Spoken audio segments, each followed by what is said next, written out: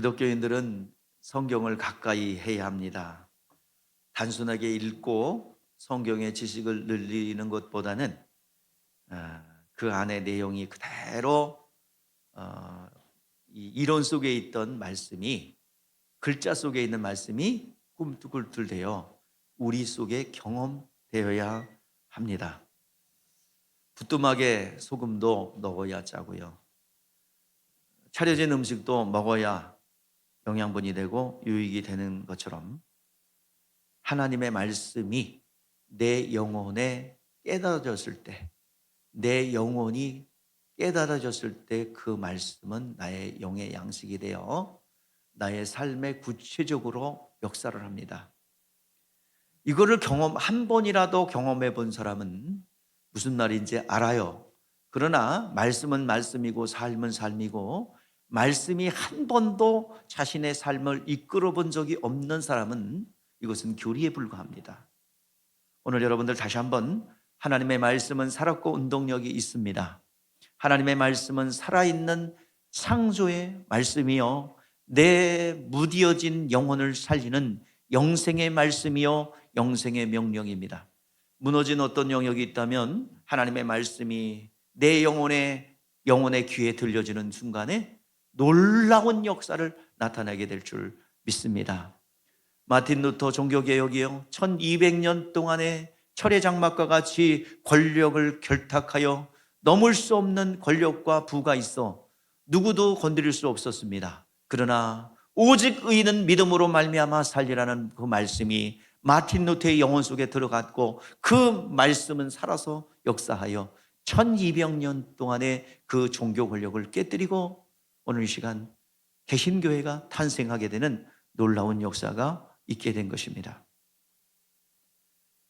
오늘 여러분들 하나님의 말씀이 깨달아졌을 때, 내 영혼이 하나님의 말씀을 알았을 때, 그리고 그 말씀이 살아서 역사하는 그런 놀라운 일들이 우리 가운데 임하게 되는 것입니다. 영적 세계가 움직인단 말이죠. 하나님의 말씀은 단순하게 이론이 아닙니다. 영혼이 오늘 이 시간 들을 수 있기를 힘쓰시기를 바랍니다. 영혼이 들리면 변해요. 영혼이 하나님의 말씀이 임하면 심령이 변하고 창조의 역사가 일어납니다. 빛이 있으라는 말씀이 임하기를 바라며, 너에게 평강이 있을지어다 말씀하신 그 말씀이 여러분 가운데 임하기를 원합니다. 여러분을 두려워하는 근원이 떠나갑니다. 왜 두려워할까요? 가난할까 두렵고, 질병에 걸릴까 두렵고, 먹고 사는 문제가 두렵고, 또 여러분의 안전이 두렵고, 직장 생활 오래 하는 사람들은, 그래서 월급 많이 받는 사람들은 언제 해고당할까 두렵고, 또 막연한 두려움, 이러한 기쁨과 행복이 언제 사라질까 라는 두려움도 있습니다. 끊임없는 두려움들이 조명돼요. 오늘 여러분들 다시 한번, 여러분들에게 하나님의 말씀이 임하기를 원합니다. 너희에게 평강이 있을지어다 말씀하신 그 말씀이 영혼 가운데 임하기를 주의 이름으로 축복합니다. 주는 그리스도시요 살아계신 하나님의 아들입니다 라는 고백을 우리 베드로가 했잖아요. 그런데 이것을 알게 한 이는 혈육이 아니라 하늘에 계신 내 아버지라 그랬어요. 하나님께서 구별하신 겁니다.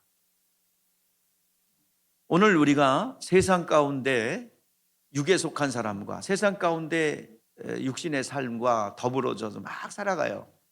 그런데 우리는 처한 환경이 달라요.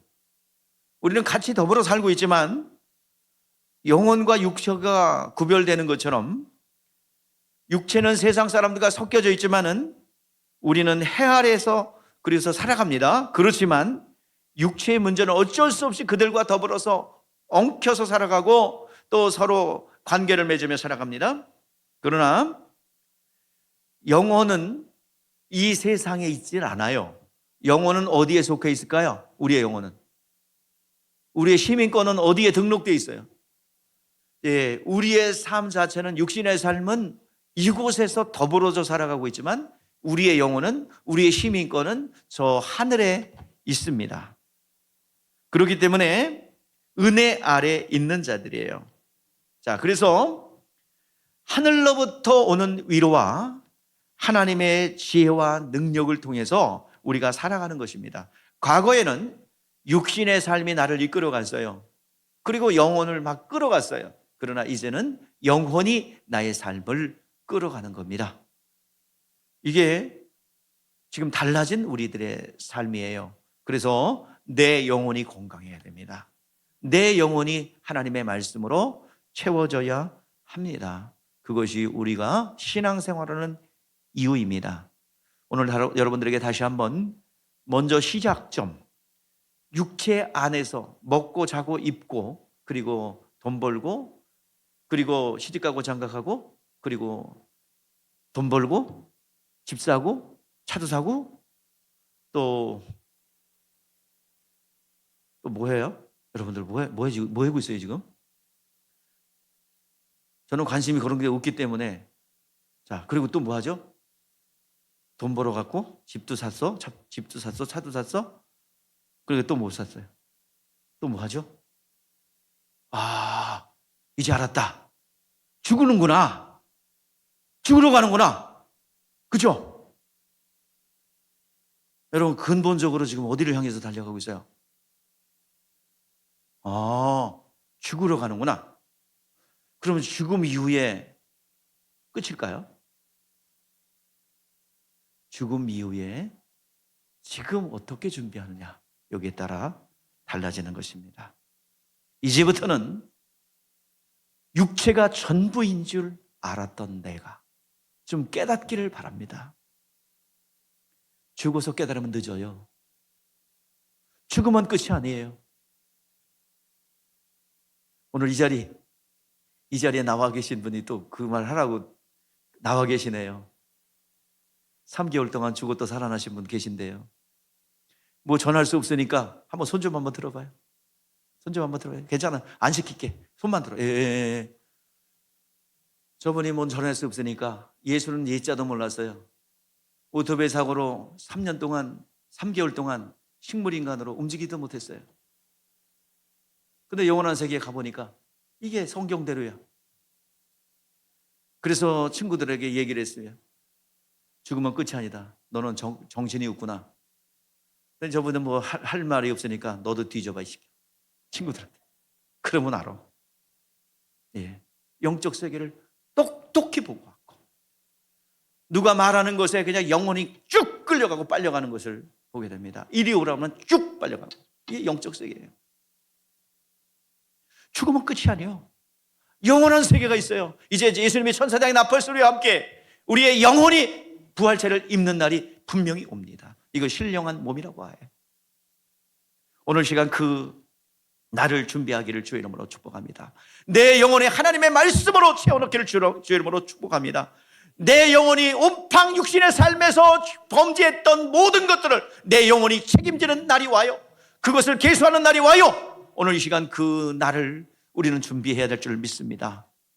우리는 그 날을 두려워하며 내 영혼이 아직도 두려움을 가지고 있고 내 영혼이 아직도 마귀적 성품을 가지고 있다면 어느 시간 애통해하며 내 영혼의 구원을 위해서, 구원의 실제를 위해서 우리는 달려가야 될 줄 믿습니다.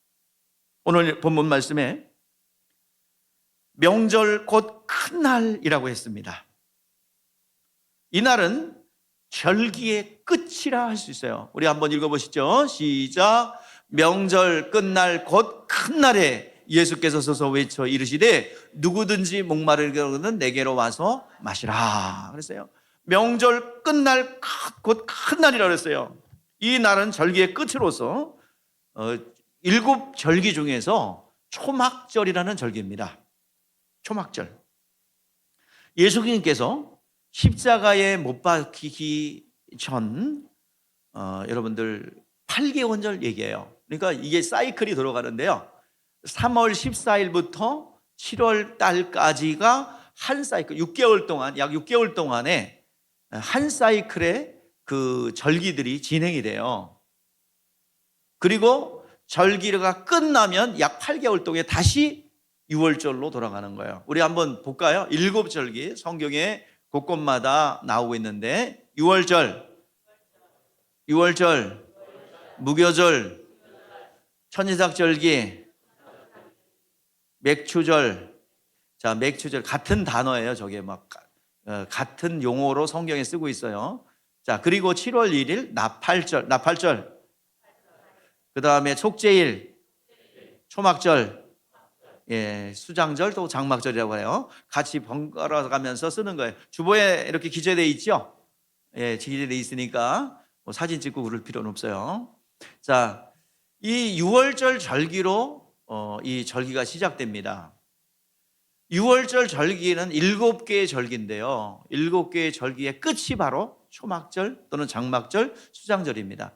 사건 중심으로 기술했느냐 아니면 추수의 관점에서 기록했느냐에 따라서 용어가 달라집니다. 모든 것에 자유함을 얻고 하나님께서 자유자로서 농사를 짓고 나서 그것을 감사함으로 드릴 때 이 절기와 맞물려 있어요. 자, 6월절은 어떤 절기입니까? 이스라엘 백성들이 바로의 압수에 있을 때 하나님께서 모세를 보내서 그들을 애굽에서 구원해냅니다. 구원해낼 때 바로가 말을 안 들어요. 10가지 재앙이 애굽 땅에 임합니다. 첫 번째 피재앙부터 계속 진행이 되는데 그 10가지 재앙 중에서 피, 파리, 또 개구리 이 모든 동물들은요 그들이 신으로 숭배했던 그동안 애굽 땅을 보호하고 지켜왔던 섬겼던 신들이에요. 깨구리도 마찬가지고 파리도 마찬가지고 모든 신들이에요. 자, 그 6월절은 그 10가지 재앙이 임하는 건데 바로가 절대로 안 물러나죠. 그래서 바로에게 10번째 재앙이 뭐예요? 짐승이든 사람이든 초태생은 다 뭐야? 죽는 거예요. 그런데 이스라엘 백성들에게는 구별하셨어요. 누구든지 그 재앙을 피해가려면, 재앙에서 벗어나려면 어린 양을 잡아서 가족 단위로, 가족이 적을 경우에는 약 15명 정도가 모여서 그 집안에서 그 문설주 임방에 피를 바르고 그 안에서 쓴 나물과 무경을 먹어라. 그러면 죽음의 재앙이 넘어갈 것이다 그랬어요. 그 말씀에 순종하여 두려워서 그렇게 생명의 말씀을 그대로 순종한 사람들은 다 살았어요. 이방인이 됐든 누가 됐든. 그래서 그곳에서 살아난 사람들이 초태생의 죽음이라는 것은요 그 애굽 땅의 멸망을 얘기합니다. 모든 짐승, 교통수단이고 재산입니다. 사람은 기력의 시작으로서 전에 있던 세대의 유업들을 다음 세대에 물려주는 거예요. 장자의 죽음은 모든 재산의 단절, 사회 간접자본의 단절, 그리고 모든 앞에 있던 영적 유업의 단절을 얘기합니다. 죽음의 재앙이 넘어갔어요. 살아난 사람들이 애굽에서 나왔습니다. 그것을 기념하는 것이 6월절이에요. 태양력으로 3월 14일이에요. 그날을 이스라엘 백성들은 이제 1월로 봅니다. 아비벌이라고 그랬죠. 그래서 6월절 절기가 시작됩니다. 3월 14일이 1월 14일이 되는 거예요. 자, 그 이어지는 6월절 절기가 3월 14일 날 진행되는데 그 다음부터 일주일 7일 동안에 무교절이라는 절기를 지켜요.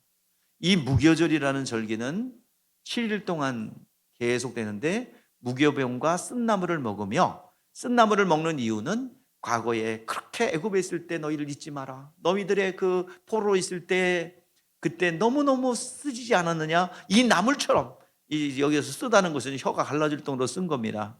아마도 나일락보다 더 쓰지 않을까 생각이 들어요. 나일락이 쓴가 아닌가는 먹어보면 알아요.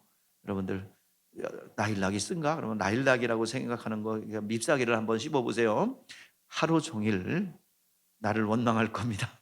먹어보라고 그랬던 나를 원망할 거예요. 자, 그래서 이 7일이 지난 그 다음 날, 자, 6월절이 안식일인데요. 다음 날 안식일까지 무교절이에요. 그리고 그 안식일 다음 날을 뭐라고 그러냐면 안식 후 첫날을 천이삭절기라고 해서 추수할 때 보리 한 단을 시작으로 추수의 시작을 알립니다. 이날도 초실절이라고도 부릅니다. 그래서 여기 초실절이라고 나왔을 때 저 77절의 초실절인지 천이삭절기의 초실절인지 이런 것 때문에 구약 성경이 헷갈려요. 이런 거 정리해 놓으면 여러분 절대로 구약 성경이 절대로 어려운 게 아니라는 것을 알게 됩니다. 심플합니다. 구약 성경이. 그래서 이것은 무엇을 얘기합니까? 이스라엘 백성들에게 하나님께서 행하셨던 것을 너희 잊지 마라, 기념하라. 그리고 그들은 앞으로 하나님께서 인자로 오셔서 행하실 일들이에요. 그래서 이 세 가지 절기는 예수님이 십자가와 못 박혀 죽으시고 무덤에 계시다가 부활할 것에 대한 예언입니다. 자, 천이삭절기로부터 정확히 50일 후에, 그러니까 또 다른 안식일이죠. 7번의 안식일을 지낸 후에 무슨 그 절기냐면 77절입니다. 77절, 정확히 50일 후에요. 천이삭절기로부터 정확히 50일 후에요. 그때를 77절, 신구약 중간기를 거치면서 오순절, 또한 밀추수를 시작으로 이제 본격적인 추수가 시작된다 하여 맥추절입니다. 이 사건은 뭐예요? 이스라엘 백성들에게 하나님께서 이제 시내산에서 율법의 말씀과 성막을 주신 것을 기념하는 겁니다. 하나님 우리에게 말씀을 주셨습니다. 율법의 말씀을 주셨습니다. 이걸 기념합니다. 이것은 신약 성경에 성령 강림을 예언합니다.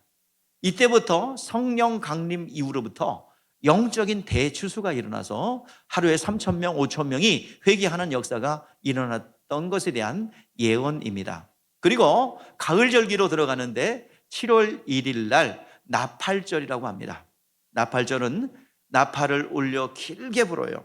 그래서 신년을 알리는 거예요. 태양력으로는 이 신년을 알리는데요. 나팔을 길게 불어서 이제 준비를 시켜요. 그래서 10일 동안 이제 통곡절이라 해서 속죄일 날 회개할 것을 준비합니다.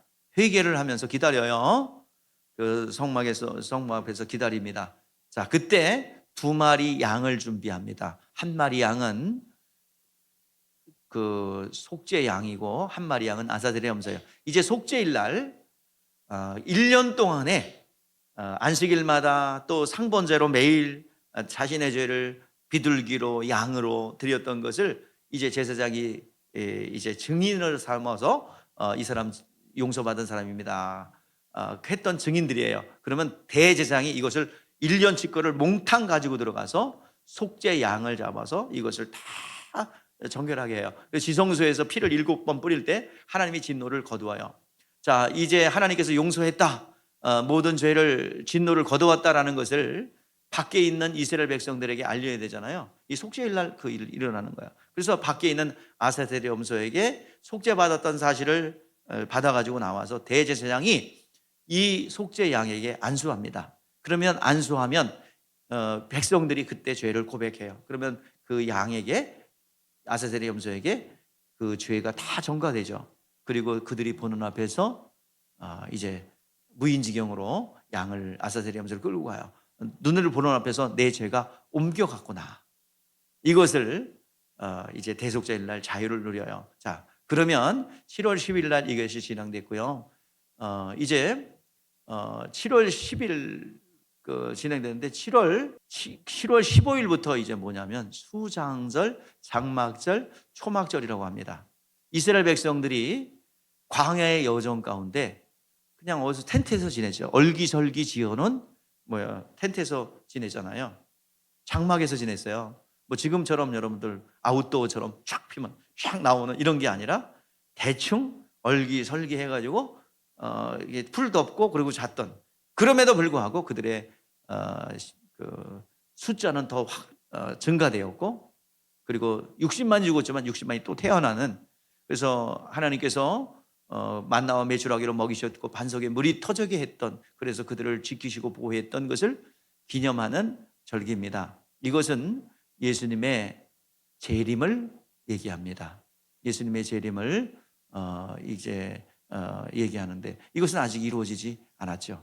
자, 그래서 이제 재림의 시작은 나팔절부터 시작된 겁니다. 지금 여러분 재림은 진행되고 있어요. 예수님의 종말은 지금 진행되고 있습니다. 시작되고 있는 거예요. 예수님의 재림은 어느 날 날짜가 정해져 있지만, 그 하나님만 아시는 날짜가 정했지만 지금은 진행되고 있는 공중제. 그래서 저기다 앞에다 써놨는데 영적 재추수와 심판이 딱 끝나는 그런 절기입니다. 자, 그래서 7절기인데요.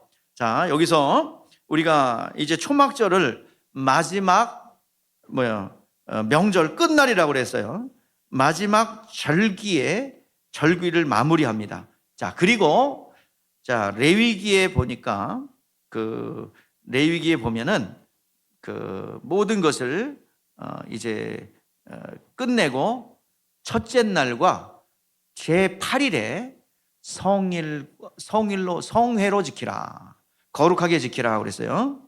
자, 마가복음 2장 28절 말씀에 보면은 예수님은 안식일에도 주인이다 그랬어요. 그날 안식일 날, 지금 이 모든 과정이 안식일 날 또는 안식 후 첫날 진행됩니다. 이 절기가. 그러므로 예수님은 안식일의 주인이란 말은 모든 날의 주인으로서 하나님께서 그 날을 사용하시기 위해서, 우리를 복주기 위해서 안식일 날을 구별해 놨고 안식일 날을 사용하셨어요. 우리의 죄를 대속하시고 그 안식일 날 예수님은 어디 계셨나요? 무덤에 계신 것입니다. 그리고 무덤의 권세를 깨뜨리시고 안식 후 첫날 부활하셨어요. 하나님께서 만물을 창조하시고 일곱 날 복을 주셨는데 이 날이 안식일이죠. 자, 그 안식일을 히브리인들에게 주셨어요. 자, 지금 왜 이 안식일 얘기합니까? 이 안식 절기의 모든 절기는 무슨 날 진행돼요? 안식일 날 또는 안식 후 첫날 진행됩니다. 그렇기 때문에 이 안식일을 프레임으로, 안식일을 합판으로 절기를 지킵니다. 하나님이 우리에게 행하셨던 일 기억하라, 찬송하라, 송축하라, 잊지 마라. 그리고 앞으로 하나님이 오셔서 행하실 일들을 그들은 바라보면서 가는 거예요. 오늘 우리가 이 예배 형태가 그렇습니다. 아무렇게나 진행된 게 아니에요. 찬양을 많이 한다? 또 그랬더니 어떤 분은 비냐드를 따라했다, 그렇게 얘기하는 분도 있어요. 근데 비냐드 찬양 많이 하는 그런 분도 있고요. 저 그렇습니다. 비냐드가 난 뭔지 몰라요. 그냥 말만 들었어요.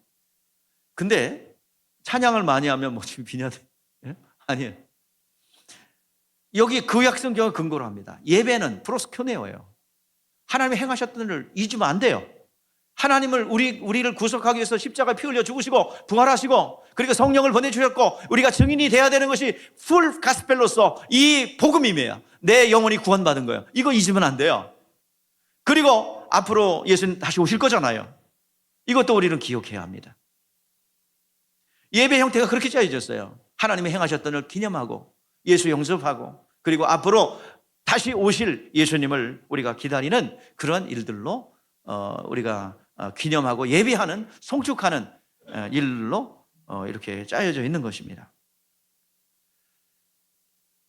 이제 이스라엘 백성들에게는 안식일을 주셨어요. 그날만큼은 이스라엘 백성들은 창조주를 기억하고 기념하며 제사를 드리고 영광을 돌림으로 인하여 만물이 하나님께로부터 왔으며 하늘에 속한 것이라고 고백합니다. 이것이 이스라엘 백성들이에요. 그래서 이스라엘 백성들은 6일 동안 자기 일을 합니다. 그리고 나서 순서가요, 6일 동안 자기 일을 합니다. 그리고 열심히 일하다가 오늘날 토요일이죠. 안식일 날 마지막 날로서 쉬는 날이에요. 자기 일을 하시고 마치고 와서 예배합니다. 그런데 우리들은 그게 아니에요. 우리는 주의 날이라고 얘기합니다. 안식 후 첫날을 8일째 되는 날로서 영적인 그 날이에요. 영적인 영에 속한 날입니다. 여러분, 일주일은 며칠이에요? 7일. 근데 8일째 되는 날 안식일 날 성일로 지키래요. 우리는 지금 8일째의 삶에 부활의 삶을 살고 있는 겁니다. 우리 기독교인들은요. 그래서 우리는 안식일을 지키는 게 아니라 안식 후 첫날인 8일째 되는 날의 삶을 살고 있는 것입니다. 주일은 마지막 날이 아니라 시작이에요. 우리는 먼저 하나님 앞에 예배하고 자기 일을 하러 가는 겁니다. 월요일부터가 시작이 아니에요. 이제 개념을 바꿔줘야 됩니다. 언제부터 시작이에요? 오늘 주일부터 우리의 영의 삶의 시작이에요. 오늘 여러분들 쉬고 싶고 육체가 좀 이렇게 안정을 취하고 싶잖아요. 그런데요, 우리의 영혼을 쉬게 하는 거예요. 내 속사람 영혼을 아버지의 품속에다가 또 하나님의 말씀 아래다가 내 영혼을 쉬게 하는 거예요. 그리고 나는 이제 우리는 8일째 되는 삶으로서 이제 은혜 아래 있는 자로서 예수 안에 들어와서 하나님을 아버지라 부르는, 그래서 예수 안에 신령한 아버지 집에 와서 우리는 새 예루살렘에 이미 들어온 것입니다. 주일날 예배를 드리고 이제 나가서 자기 일을 하러 가는 겁니다. 6일 동안 자기 일을 하러 가요. 자기 일이 무엇입니까? 우리의 삶을 8일째 삶이라고 그랬는데 안식 후 첫날 어둠이 지나가고 부활의 첫날이 시작되었어요. 이제 부활한 그날이에요. 이제 생명을 부여하고 자유자가 되게 한 그날을 지금 살아가고 있는 것이 안식 후 첫날 8일째의 삶을 살아가고 있습니다. 이제부터는 우리는 내일이 뭡니까? 내일이 돈 벌고 먹고 입고 자고 그 일을 물론 합니다. 그러나 진짜 일은 뭐예요? 내 영혼을 위해서 일하는 거예요. 전에는 짐승처럼 살았잖아요. 뭐라고요? 그저 어떻게 잘 먹을까? 잘 입을까? 짐승과 뭐가 다르겠어요? 짐승 맨날 여기 꽁 잡고 내려오는데 꽁 뭐 하고 다니지 아세요? 꽁? 꽁이 뭐 하나님을 찬미하려고 그럽니까? 꽁이 뭐 하나님을 예배합니까? 꽁은 뭐예요? 한번 쳐다보고 한번 찍어 먹고 한번 쳐다보고 한번 찍어 먹고 하늘 쳐다볼 때와 하나님을 경배하는 거예요? 꽁이 뭐 하는 거예요? 살피는 거예요. 적들이 나타나지 않나? 매가 나타나지 않나? 또 우리 진돌이가 나타나서 나불지 않나? 한번 찍어 먹고 한번 쳐다보고 한번 찍어 먹고 쳐다보고 경계하면서 살아가죠. 절대로 이 짐승들은 하나님을 몰라요. 그러나 우리는 그런 먹고 살고 입고 그런 것만 신경 쓴다면 짐승과 다를 바가 없어요. 우리는 우리 안에 영혼이 있어요. 그리고 영혼을 지으신 분이 계세요. 그 인식해야죠. 내 본질이 영혼이며, 그래서 자기 일을 한다는 것은 내 영혼을, 은혜를 받은 자는 내 영혼을 위해서 일하는 것입니다. 나머지 모든 시간도 이제는 자기 일을 하는 것인데 내 영혼을 사랑하고 하나님 앞에 영광을 돌리며 자기 일을 하는 것입니다. 그래서 우리는 항상 우리 성만찬 예식을 통해서 우리에게 가르쳐 주듯이 고린도전서 11장 26절에 뭐라고 그랬어요? 이 떡을 먹으며 이 잔을 마실 때에 죽으심을 그가 오실 때까지 전하는 것이라. 우리는 성도로서 공적 삶을 사는 거예요. 하나님을 예배하고 하나님과 만나고 하나님의 진리의 말씀으로 공급받고 이제는 자기 일을 하는데 그 자기 일이 뭐예요? 내 영혼을 위해서 일하는 것이다 이 말이에요. 하나님께 영광을 돌리면서 이제는 여러분들 영의 삶을 살고 있어요. 8일째 삶을 살고 있다 이 말이에요. 일주일에 구약의 삶은 주님께서 오셔서 완성하셨어요. 안식일에 주인 되셨습니다. 우리는 항상 은혜 받은 자로서 영혼을 고용하는 그 일만이 내 영혼을 거룩하게 하고 내 영혼을 위해서 일하는 6일째 일입니다. 그렇다고 경제활동하지 말라는 게 아닙니다. 그 목적도 하나님의 영광을 위하여. 그렇게 목적을 설정하면 여러분들 걱정, 두려움, 근심, 그리고 마음의 어두움들, 왜 걱정하고 왜 두렵습니까? 왜 걱정합니까? 왜 걱정해요, 여러분들? 내일 일어날 일들에 대해서 두려워하는 거, 걱정하는 거잖아요. 왜요? 육체의 삶만을 생각하기 때문이에요. 세상만을 생각하기 때문입니다. 세상의 문제만 생각하기 때문에 두려운 것이고 걱정이 드는 거고 그렇습니다. 이제는 영혼의 삶을 산다면 오늘 두려워할 이유도 없습니다. 항상 그리스도인들로서 생명을 전하는 삶을 살 때에 오늘 하루를 감사하며 살아갈 수 있어요. 자, 38절 39절입니다. 자, 시작. 나를 믿는 자는 성경에 이른 것 같이 생수의 강이 흘러나리라. 여러분, 생수의 강이 뭐예요? 생수의 강이라는 것은 그가 받을 성령을 가르쳐 말씀하신다 그랬죠? 자, 그러면 예수께서 아직 성령을 받지 아니함으로 저희들 중에 계시지 아니하셨다 그랬어요. 자, 예수님께서 이미 성령을 받으셨죠? 그런데 하늘 보좌에 올라가셔서 예수님께서는 성령을 아버지께 받아서 너희들에게 주겠다라고 그랬어요. 자, 성령은 누가 주시는 겁니까? 자, 예수께서 중보자가 돼서 주신다고 하지만 성령은 누가 주시는 거예요? 하나님 아버지가 주시는 거예요. 내가 아버지께서 구하겠으니 그가 또 다른 보혜사를 너에게 주사 영원히 너와 함께 있으리라. 성령은 우리가 받고 싶어서 받고 예수께서 받고 싶어서 막 나눠주는 게 아니에요. 아버지께 받아야 합니다. 아버지께 어떻게 받을 수 있어요? 아버지께 어떻게 받아요? 예수님은 종의 신분으로 오셨죠? 무슨 권세를 가지고 오셨어요? 자, 답해 보세요, 여러분들. 예수님은 무슨 계명을 갖고 오셨나요? 자, 죽을 계명과 살 계명을 가지고 오셨죠? 자, 죽을 계명과 살 계명을 가지고 오셨어요. 아버지의 뜻대로 죽으시면 그 구세주로서 이 땅에 우리의 구원자로서 예수님이 해야 될 일은 뭐입니까? 예? 예수님이 해야 될 일은 뭐예요? 구세주로서 해야 될 일은 죽는 거예요. 죽기까지 뭐 하는 거예요? 복종하는 거예요. 그 다음에 부활은 누구의 영역이에요? 다시 살리는 것은 누구의 영역이에요? 하나님 아버지의 영역입니다. 구세주로서 해야 될 일은 십자가에 못 박혀 죽는 일만 하면 나머지는 아버지께서 하시는 거예요. 이것이 예수님의 믿음이야. 나는 와서 죽음 권세와 살 권세를 가지고 왔는데 죽는 것까지는 아들이 해야 될 일이고 구세주로서 해야 될 일이고 그 다음에 살리는 것은 누가 하십니까?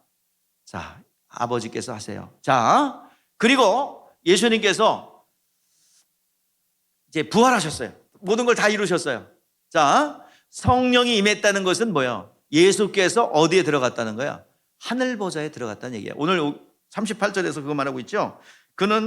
이는 그를 믿을 자들이 받을 성령을 가르쳐 말씀하신 것이라 예수께서 아직 영광을 받지 아니하셨으므로 성령이 아직 그들에게 계시지 아니하더라 그랬어요.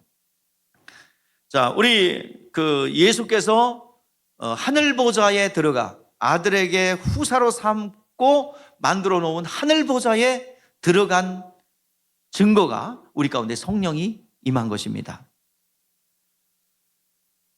자, 우리 사도행전 2장 30절 32절에 그 말씀하네요. 우리 같이 보세요. 시작. 그는 선지자라 하나님이 이미 맹세하사 그 자손 중에 한 사람을 위하여 앉게 하려 하시면 이제 그 30절 32절. 자, 하나님이 후사로 하늘 보좌에 올라가 하늘을 상속받을 때를 말합니다. 이제 사도행전 1장 4절 5절에도 말씀하고 있어요. 4절을 시작. 사도와 함께 모이사 그들에게 분부하여 이르되 예루살렘을 떠나지 말고 들은 바 아버지께서 약속하신 것을 기다리라. 예수님께서 뭐라고 그랬어요? 성령을 받으셨다 그랬어요. 자, 요한복음 14장 16절에 말씀하네요. 시작.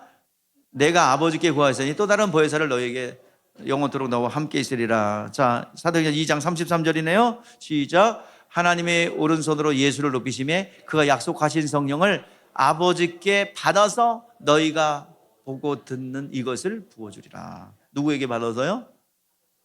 그러니까 예수께서 성령이 우리 가운데 임하시면 어떻게 돼요? 예수님께서 죽고 아버지께서 부활시켜서 어디에? 하늘 보좌에 들어갈 때 누굴 보내주신대요? 그러니까 하늘 보좌에 들어가서 누구에게 구하여? 아버지께 구하여 성령을 보내주신다 그랬어요. 그러니까 우리 모두에게 뭘 받으래요? 성령을 받으라고 말씀하고 있습니다. 부활하신 예수님께서 제자들에게 두려워 떨고 있는 제자들에게 나타나셨어요. 문을 걸어 잠그고 두려워서 잡으러 오면 어떨까 두려워하는 이들에게 예수님께서 그 문을 통과해 버리셨어요. 그리고 선포하셨습니다. 너희에게 숨을 내쉬며 가라사대 성령을 받으라. 먼저 뭘 선포하셨어요? 성령 받으라는 선포 전에 너희에게 뭐가 있을지어다? 평강이 있을지어다. 그리고 이 말씀을 하시고 그 일을 향하여 숨을 내쉬며 이르시되 뭘 받으라? 성령을 받으라. 마지막 하늘에 올라가실 때, 승천할 때도 그들은 부활하신 주님을 보았음에도 우리 주님께서 다 봤잖아요. 증거할 수 있잖아요. 예수님의 죽음과 부활, 그리고 주님의 약속대로 성령을 이제 그 모든 것들을 다 보았어요. 보고 들은 것을, 경험한 것을 그대로 전해도 되는데 뭐라고 그래요? 주님께서는 예루살렘을 떠나지 말고 내가 약속하신 것을 받을 때까지 기다리라. 자, 그들의 용기와 그들의 경험으로 예수를 증거하는 것이 아니라 아버지께서 약속하신 성령을 받으라고 그랬어요. 그래서 예수 믿는 사람들은 반드시 받아야 될 것이 뭐예요? 성령을 받아야 됩니다. 예수 믿을 때 뭐 성령 받았다? 아니에요. 자, 예수 믿을 때 전도자의 성령 감화 감동을 통해서 믿기로 결정한 거예요. 성령이 아니고서는 예수를 주라 시인할 수 없다. 이 말은 성령이 내주한 게 아니라 전도자의 실력으로 전도자가 성령이 충만하여 증거했을 때 내가 믿기로 감화, 감동, 내 마음을 감동시켰고 감화시켜서 믿기로 결정했어요. 자, 그것이 성령이 아니고서는 예수를 주를 시인할 수 없다라고 말하는 겁니다. 그 다음에부터는 뭐예요? 성령을 받아야 돼요. 내 안에 내주하여 나의 구원을 인쳐야 됩니다. 이걸 성령의 내주라고 합니다. 성령의 내주. 그래서 성령은 반드시 뭐 알가 불가 뭐 예수 믿은 건 성령 받은 거다 뭐 이렇게 따지기 좋아하는 사람도 따지라고 그래요. 우리는 성령 받자 이 말이에요. 우리는 성령 받아야 되겠습니다. 예수 믿었습니까? 성령으로 나의 구원을 확정짓는 더 이상 흔적이 지워지지 않는 예수를 부인할 수 없는 그런 성령의 내주하심과 성령의 인치심이 여러분한테 있어야 할 줄 믿습니다. 그래야 내 구원이 흔들리지도 않고 담대해질 수 있어요. 사도행전 2장 38절에서 말씀하네요. 베드로의 설교를 듣고 성령이 충만한 베드로의 설교를 듣고 사람들이 가슴이 찔렸어요. 어떻게 할꼬 어찌할꼬? 베드로가 이르되 너희가 각각 회개하여 예수 그리스도의 이름으로 세례를 받고 죄사함을 받으라. 그리하면 성령을 선물로 받으리니 그랬어요. 여러분 성령 받아야 됩니다. 성령은 내가 힘쓰고 애쓰고 막 달려가고 그래야 받는 게 아니에요. 성령은 자연스럽게 임하는 겁니다. 어떻게 임해요?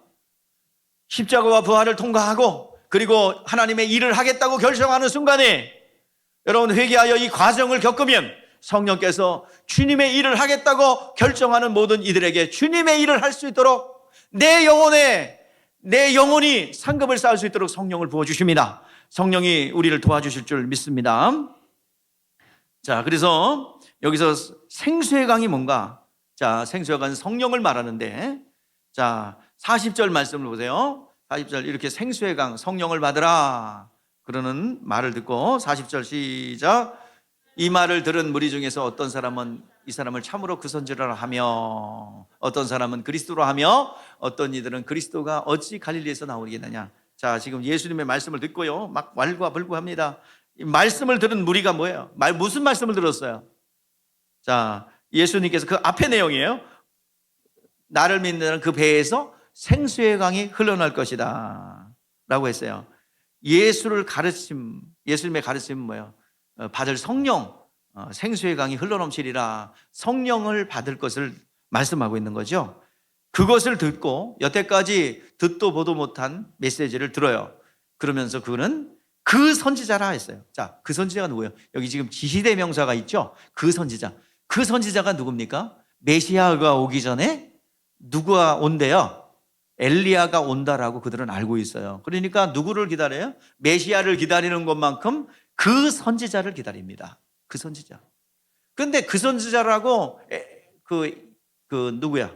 요한을 봐잖아요. 요한이 그 선지자라고 그랬잖아요. 그런데 요한이 죽었어요. 그래서 그 당시에 사람들은 요한의 죽은 영이 이적과 표적을 행하는 걸 보니 누구 안에 들어가 있다? 예수 안에 들어가서 활동한다. 그래서 그렇게 생각하고 뭐라고 해요? 예수가 바로 왔던 요한, 엘리야가 그 속에 들어가서 활동한다. 그래서 그를 엘리야 또는 세례 요한이라고 사람들은 생각했어요. 그래서 예수님에 대하여 그렇게 고백합니다. 자, 베드로에게 그래서 사람들이 누구를 하느냐? 예, 어떤 이는 세례 요한이라고 하고 어떤 이는 엘리야나 에레미야나 선지자 중에 한 사람이라고 합니다라고 말하고 있습니다.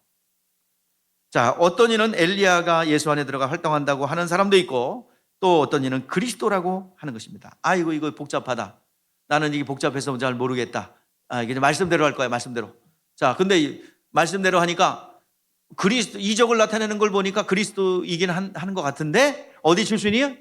갈릴리 출신이니까 아닌 것 같아. 원래 예수는 어디에 나온대요? 베들레헴에 나온다고 그러지 않았는가? 그래서 난 안 믿겠어. 난 받아들이지 않겠어 하는 것입니다. 41절 42절 한번 보세요. 시작. 어떤 사람이 그리스도라 하며 어떤 이는 그리스도가 어찌 갈릴리에서 나오겠느냐? 성경에 이르기를 그리스도의 다윗의 씨로부터 다윗이 살던 마을 베들레헴에서 나오지 아니라. 이 사람들 몰라요. 왜? 다른 생각을 하고 있기 때문에 베들레헴에서 태어나 애굽 땅에 내려가서 살다가 30년 동안 나사렛, 갈릴리 나사렛 지역에서 살았다는 사실을 모릅니다. 그러니까 그냥 그렇게 예수에 대해서 오해를 하고 있는 것이죠. 자, 여기서 보면 생수의 강이 뭔가요? 오늘 생수의 강, 그것을 좀 알아야 돼요. 생수의 강이 뭘까요? 그 배에서 뭐요? 나를 믿는 자는 그 배에서 생수의 강이 흘러나리라. 성경 이름 같이 그 배에서 생수의 강이 흘러나리라. 즉 성전을 중심으로 동편에 흐르는 물이 이제 막 흘러나가잖아요. 그래서 모든 대지를 소생시키고 모든 것이 흘러 들어가는 곳마다 소생시키는 것을 보게 되죠. 그래서 생수의 강이 흘러나리라. 자, 여기서 말하는 생수의 강이 뭘까요? 성령이 임하시면 같이 임하는 게 있어요. 뭐야? 성령의 은사 그리고 권능. 오직 성령이 너희가 임하시면 너희가 권능을 받고 그랬어요. 성령이 임하시면 은사가 임합니다. 은사는 하나님의 권능으로서 하나님의 돕는 천사예요. 고린도전서 12장 7절에 각 사람에게 성령이 나타나시면 유익하게 하려 하심이라. 자, 성령이 임하면서 은사가 몇 가지가 있냐면, 자, 정리해 버리세요. 은사는 여러 가지 왈가불가 많이 해요. 근데 형태가 그렇지 이 9가지에서 출발합니다. 자, 우리가 한번 읽어볼까요? 9가지. 어떤 사람은 성령으로 말미암아 지혜의 말씀은, 어떤 사람은 같은 성령을 따라 지식의 말씀을, 다른 사람은 같은 성령으로 믿음을, 어떤 사람은 한 성령으로 병 고치는 은사를. 여기서 병 고치는 것은 뭐야? 카리스, 은사네요. 자, 다르죠? 자, 또 어떤 사람에게는 능력 행함을, 어떤 사람에게는 예언함을, 어떤 사람에게는 영분별하는, 다른 사람에게는 방언 말함을, 어떤 사람은 방언을 통역함을 주시나니. 오늘 여러분들 우리가 은사가 있고 직임이 있어요. 우리는 지금 우리의 직분은 뭐 장로, 권사, 집사 또 뭐 이렇게 하지만 성경적으로 엄밀하게 따지면 사도, 선지자, 목사, 교사, 그 다음에 복음 전도자, 이 5가지 직임이에요. 전부 다 뭐야? 말씀 전하는 직임입니다. 그리고 계급도 먹여줬어요. 첫째는 사도요, 둘째는 선지자요, 셋째는 교사요. 다 서열이 뭡니까? 서열이 말씀을 전하는 것이 최고의 직임이에요. 이것을 위해서 하라고 뭘 준 거예요? 은사를 주십니다. 그리고 또 성품이 좀 온순해야 되나요? 그래서 성품도 변화가 있어요. 내면세계. 뭐요? 사랑과 희락과 화평과 오래 참음과 자비와 양성과 충성과 온유와 절제. 맞나? 사랑과 희락과 화평과 오래 참음과 자비와 양성과 충성과 온유와 절제. 맞네. 예. 그러니까 성품의 변화. 이 복음 전하는데 이왕이면 착한 사람이 좋잖아요. 맞죠? 아주 인상이 막 험상 궂고 막 말도 막 이상하게 하고 막 그러는 것보다 사랑과 희락과 화평과 오래 참음과 자비와 양성과 충성과 온유와 절제. 이거 얼마나 좋아요. 성품이 좋은 것도 좋은 거잖아요. 오늘 시간 우리가 말씀 전하는 일이 직임이에요. 그래서 그것을 잘하는 사람이 사도행전에 누구예요? 7명의 스데반 집사님을 세워서 처음에는 사도들은 말씀을 전하고 기도하는 일에 전무하고 구제하는 일에 자꾸 헬라파 유대인들이 빠지니까 자꾸 그것을 분담해서 한 일을 위해서 누굴 세웠어요? 7명의 집사님을 세우잖아요. 그게 오늘날 장로제도예요. 7명의 집사님을 세웠는데 2명은 유명했고 1명은 진짜 유명한데 니골라당이고요. 4명은 흔적도 없이 사라져요. 구제하는 일에서 그들은 열심히 하는 작은 일에 충성하였으면 큰 일까지 맡겨주는데요. 빌립 집사님, 그 딸들이 전부 다 선지자가 되고요. 말씀을 전하는데 그 사마리아 땅이 변화되고요.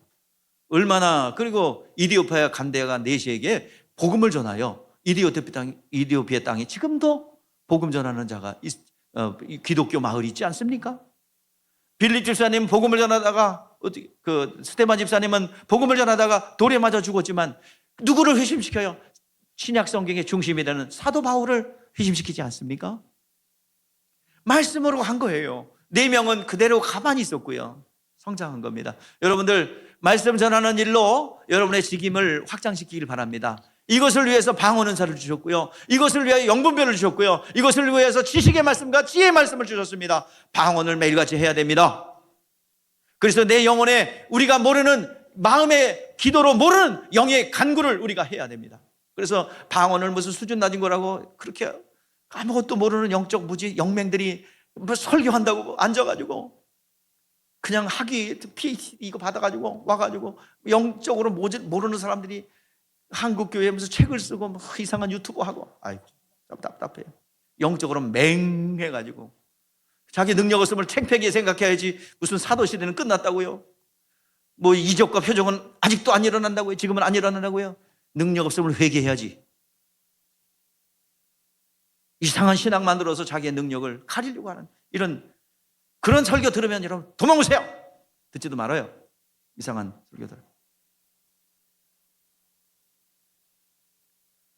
그러므로 우리는 성령에 충만해야 됩니다. 그래서 우리 성령 충만하면 내 안에 자연스럽게 흘러나가는 것이 오늘 본문의 말씀은 뭐예요? 생수의 강입니다. 거기에 생명이 흘러나가는 거예요. 그분의 주시는 은사로 충만해야 됩니다. 방언 은사가 시작될 거예요. 그러면 방언 은사는 영의 기도입니다. 내 영적인 직임을, 사도로서의 사도적 직임, 선지자 없어요. 그러나 직임, 사도적, 선지자적 말씀 전하는 사역은 그대로 남아있어요. 이것까지 부인하면 안 돼요. 사도는 없어요. 선지자도 없어요. 그러나 사도적, 선지자적, 교사적, 목회적, 그리고 복음 전도자 있는 거예요. 말씀 전하는 일입니다. 이 일은 해야 돼요. 우리가 해야 됩니다. 이것을 직임을 주신 이유가 뭐라고 그랬어요? 성도를 온전케 함이라 그랬어요. 성도를 온전케 하려 함이라. 자, 우리 어떤 이는 사도로 에베소서 4장 좀 띄워볼까?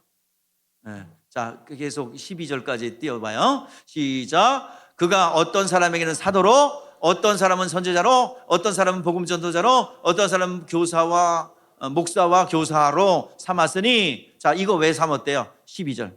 네, 시작. 이는 성도를 온전케 하며 봉사 일을 하게 하며 그리스도의 몸을 세우려. 자, 여기서 온전하다, 완전하다는 말은요, 흠이 없다가 아니에요. 성도로서의 온전함입니다. 성도로서 뭘 해야 되느냐? 봉사, 사역을 하는 거예요. 여기서 봉사라고 번역되어 있는데 사역하게 하고, 그래서 결국에는 뭘 세우는 거예요? 그리스도의 몸을 세우는 데 있습니다. 여러분, 성령의 은사가 여러분 가운데 충만하게 임하여 온전한 회복이 있기를 주의 이름으로 축복합니다.